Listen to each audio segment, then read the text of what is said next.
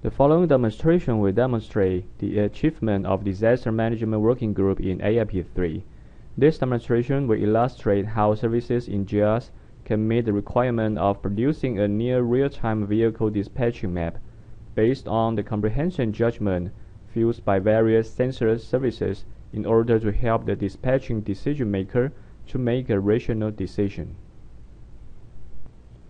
This scenario is completed by University of Heidelberg, Germany, Infoterra Spot Image, France, and GIS Center, Fengjia University, Taiwan. The major gap identified during AIP2 was the link between observations collected during the warning phase and the observations collected during the response phase.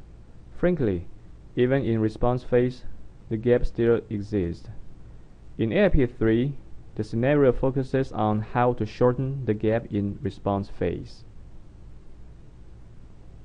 To solve the above problem, a near real-time vehicle dispatching map producing mechanism will be conducted into this scenario.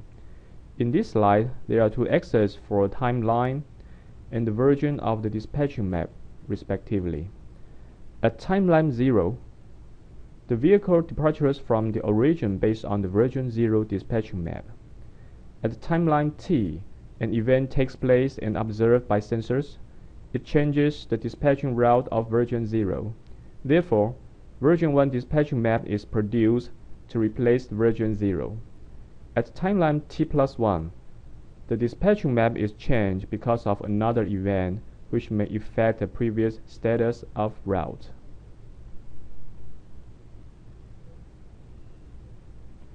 The initiator logs into GCI portal and finds the services. Integrated client subscribes and invokes these services when initiator finds out the suitable services. Actuator can query, monitor the real-time information by invoking these services. In this scenario, a WPS for shortest path calculating and a WFS for flooding area have been registered. When the typhoon warning is issued, the SOS for typhoon warning sends a notification to those service consumer by SAS. When integrated client A gets this notification, it will send a request to SOS for acquiring sensor data. Integrated client A receives and displays the typhoon warning. Actuator can see the latest typhoon warning by operating integrated client A. Meanwhile, a monitoring service is activated by integrated client A, which will activate the sensors located at the potential disaster area and begin to monitor that area.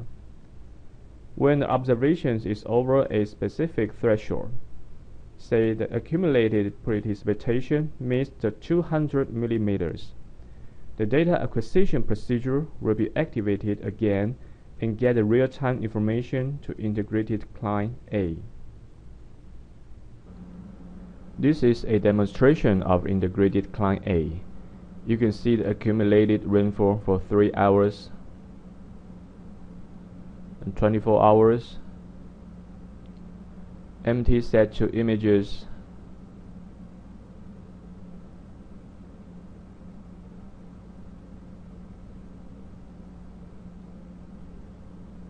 And radar echo map.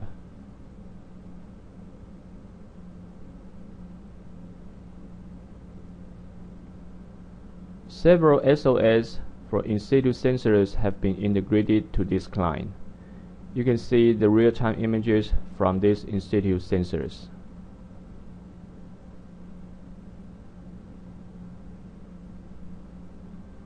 When actuator needs to produce the shortest path map for vehicle dispatching, integrated client B invokes the services which are necessary for producing the shortest path map, like traffic report web service, flooding area web service. Integrated client B will deliver the request to those services and get responses. A WPS for shortest path calculation will begin to perform the algorithm and find out the optimal solution under the constraints of real-time traffic report and flooding area. The area shortest path will be delivered to integrated client B. The version 0 of dispatching map will be produced by the above steps. Dispatching operator now gets the command.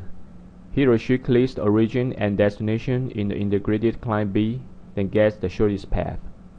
When the rainfall increases to 150 millimeters, several places are flooded and some roads in the shortest path are blocked.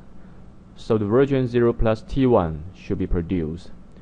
Now you can see the shortest path has changed. After the rainfall increased to 300 millimeters, somewhere in the shortest path in version 0 plus T1 collapsed. Version 0 plus T2 should be produced. And when the rainfall hits the red alert of 450 millimeters, most of the city are flooded. Version 0 plus T3 should be produced again in order to direct the vehicle driver to the destination by a feasible, near real-time dispatching map. In this scenario, we'd like to demonstrate the benefits of offering the near real-time information to decision maker. Due to the complexity of disaster management, the power of open standard to leverage the synergy of integrating the heterogeneous sensor services and decision model has been proved.